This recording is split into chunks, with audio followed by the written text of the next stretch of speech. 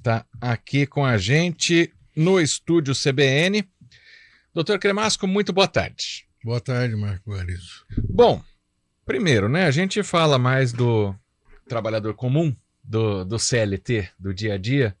Até certa vez quiseram invadir o espaço aqui para falar de futebol, mas dessa vez a gente vai falar do caso do jogador Luan, do Corinthians. Tá. Por quê? Porque o Luan, ele está em um contrato sob vigor com o clube. O jogador de futebol, geralmente, ele é parte CLT, parte direito de imagem, né? Inclusive, o clube deve para ele 4,5 milhões de reais de direito de imagem. E no momento que não era de trabalho dele, porque ele não é escalado, ele não está com o grupo, porque o treinador, porque a diretoria não querem. Não é porque o contrato dele tem alguma irregularidade.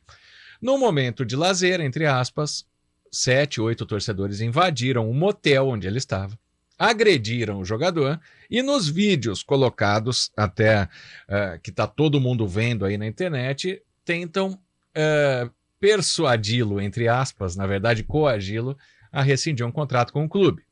Um contrato muito bom, né? Segundo a diretoria, 800 mil reais por mês, que o clube não rescinde porque não tem dinheiro para pagar o total.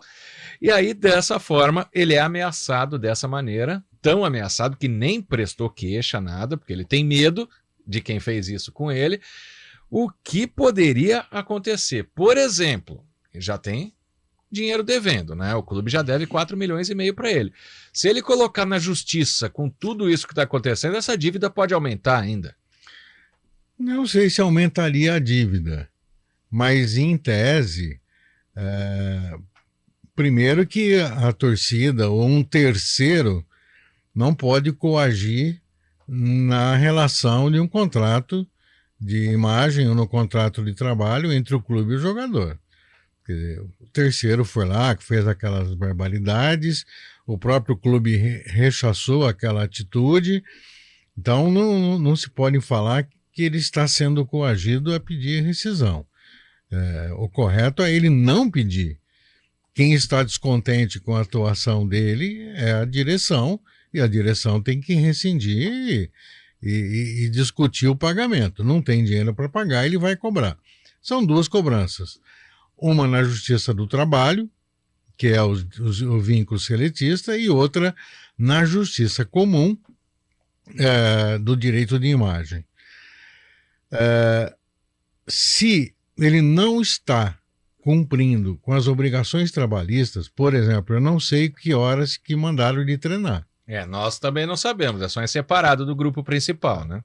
Mas eu vi uma notícia do Santos, por exemplo, 5 horas da manhã tinha 2 jogadores numa boate com treino marcado às 10 horas.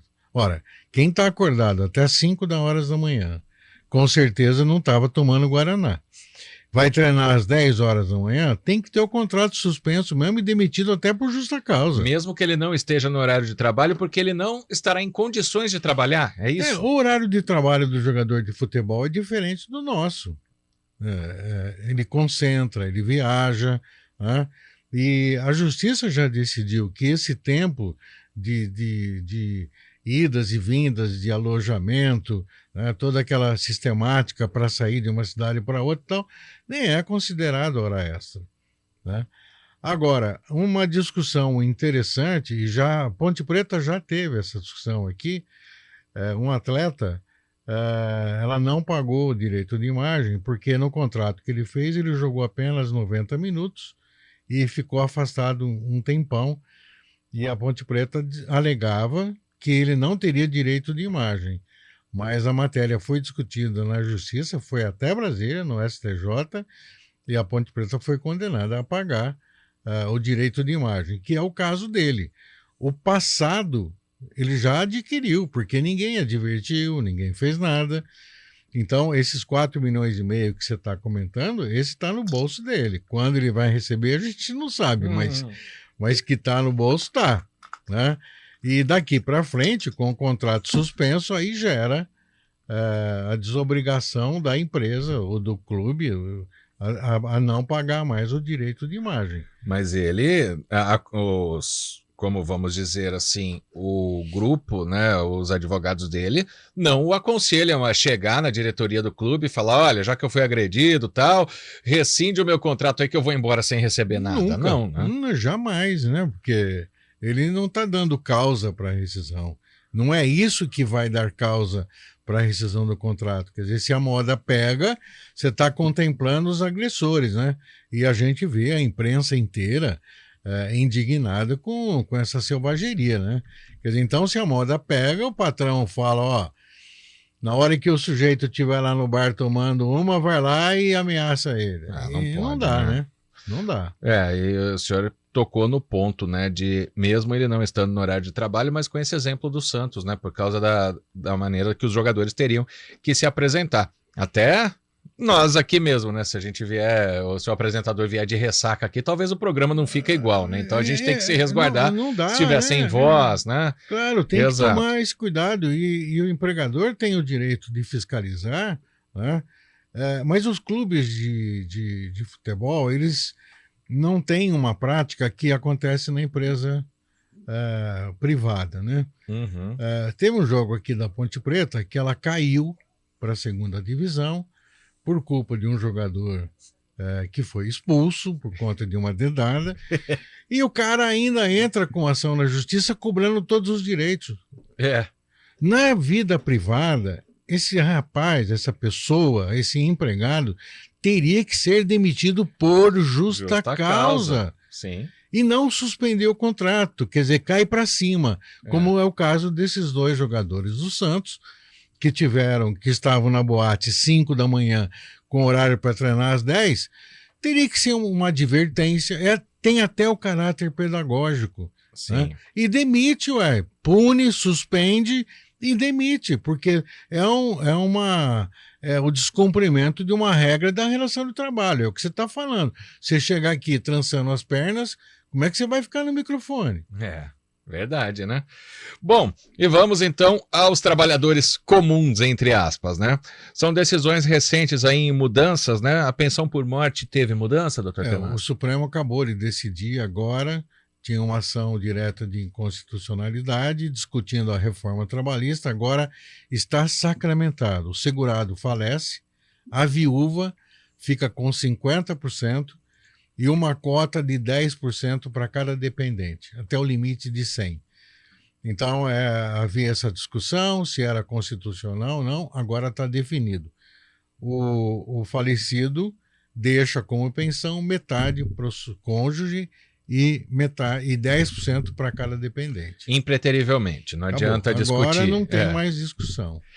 Jornada 12/36, a gente já citou aqui, principalmente porteiro de prédio tem muito, né? Não sei se na indústria tem tanto também, né? Mas é segurança, na área de segurança, né? Isso. E curiosamente nós falamos isso semana passada, né? Pois é. Agora está definido, por quê? Eu me lembro que você perguntou, mas não extrapola as 44? Era essa a discussão, né? Porque se você pega 12/36, 4 dias dá 48, o limite é 44. Exato. Alguns advogados pleiteavam 4 horas extras por extrapolar as 44. Uhum. O Supremo já decidiu, também é líquido e certo, é pacífico, que essas 4 horas não são consideradas horas extras. Então está legalizado de vez, com essa decisão do Supremo, que é legal a jornada 12/36. No contrato CLT. No contrato CLT, claro. Sim. Bom, e para os empregados domésticos já vem muita discussão. Alguns anos, né, tiveram direito ao fundo de garantia, né? E agora o PIS tem alteração também? Então, é uma situação absurda, né?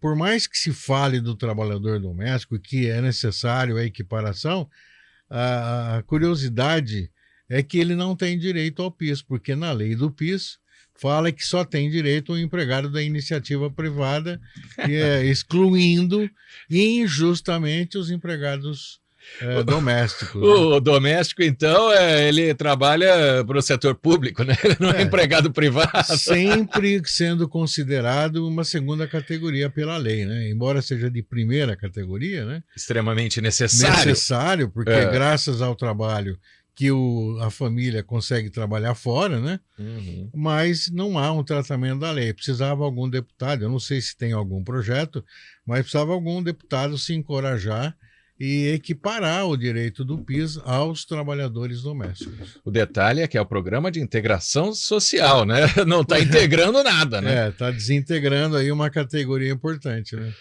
Quarta-feira que vem, doutor José Antônio Cremasco volta